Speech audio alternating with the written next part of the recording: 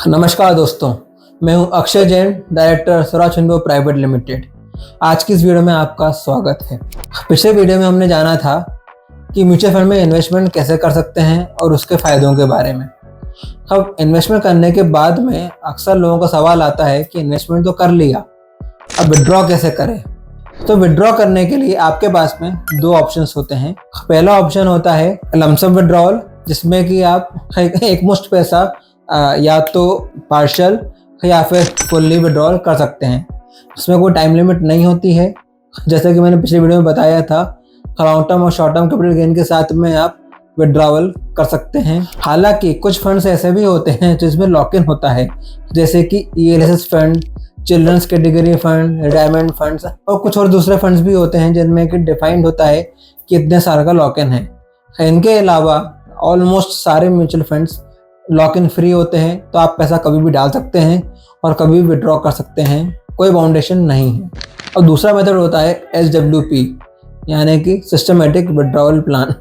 इसमें हम एक फिक्स्ड अमाउंट फिक्स्ड डेट पे विड्रॉल के लिए चूज करते हैं और वो आपके म्यूचुअल फंड के अकाउंट से निकलेगा और आपके अकाउंट में क्रेडिट हो जाएगा। बहुत ही सिंपल फंडा होता है इसमें आपका इन्वेस्टमेंट का बड़ा अमाउंट जो आपने इन्वेस्ट किया हुआ है, फॉर एग्जाम्पल 10 लाख या 20 लाख या 30 lakh, what ever its your choice, है ना। और आपने यदि इन्वेस्ट किया है और उससे आपने कुछ विड्रॉल चालू किया, तो हर महीने पैसा आपके अकाउंट में विड्रॉल होता रहेगा और बाकी जो पैसा आपका ऑलरेडी इन्वेस्टेड है वो पैसा अगेन मार्केट में उतार चढ़ाव के साथ में ग्रो होता रहेगा। तो ये बहुत ही अच्छा तरीका है एक रेगुलर इनकम पाने का। इसको हम एक पेंशन की जैसे भी इस्तेमाल कर सकते हैं। जैसा कि आप लोग जानते हैं, 2005 के बाद से गवर्नमेंट में सारी पेंशन्स बंद हो गई हैं। मतलब 2005 के बाद में जिनकी गवर्नमेंट जॉब लगी है उनको भी पेंशन नहीं मिलेगी। तो आज की तारीख में ज़रूरी है कि हम अपने बुढ़ापे की तैयारी भी शुरू कर दें। तो उसके लिए एक बहुत बेहतर ऑप्शन है म्यूचुअल फंड में, जिसमें हम SWP के थ्रू एक रेगुलर इनकम प्लस वेल्थ की क्रिएशन दोनों एक साथ कर सकते हैं। इसको एक एग्जांपल से समझते हैं। एक म्यूचुअल फंड है ICICI एसेट एलोकेटर फंड। यदि आपने इस फंड में 2014 में 30 लाख रुपए इन्वेस्ट किए होते और उससे 8% सालाना विड्रॉल किया होता, यानी मंथली लगभग 20,000 रुपये पर मंथ के हिसाब से विड्रॉल किए होते हैं। फरवरी 2014 से लेके आज तक में आप यदि देखेंगे तो 121 विड्रॉल्स हुए पर मंथ के हिसाब से, यानी 24,20,000 आपने विड्रॉ कर ली है।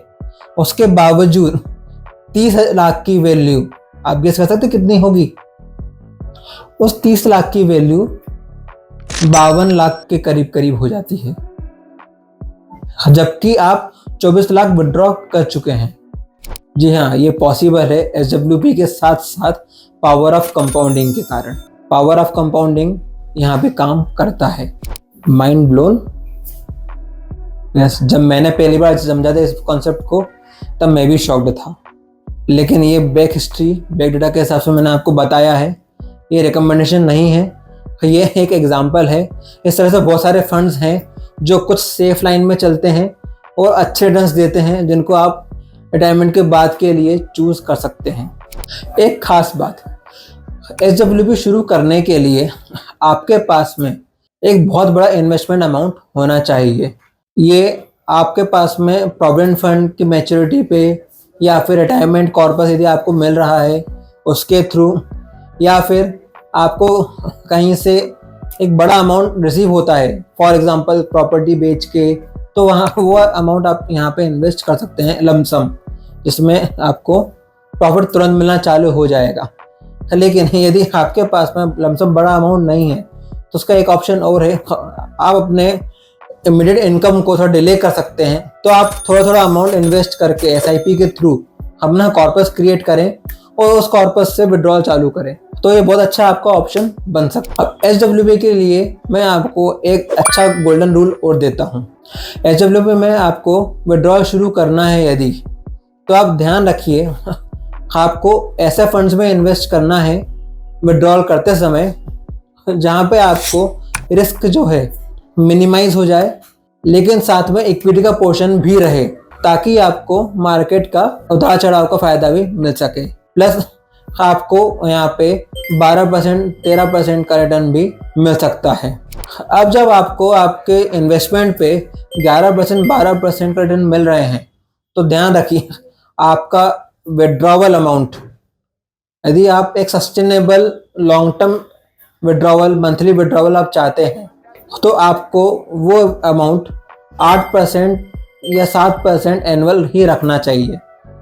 इससे ज़्यादा आप रखेंगे, हो सकता है कि मार्केट के उतार चढ़ाव के कारण से आपका रिटर्न्स और विड्रॉवल अमाउंट बराबर हो जाए, या विड्रॉवल अमाउंट ज़्यादा हो जाए और रिटर्न्स कम हो जाए, तो आप हो सकता है लॉस में आ जाएं और आपके लॉन्ग टर्म इनकम जो है वो लेस हो जाए।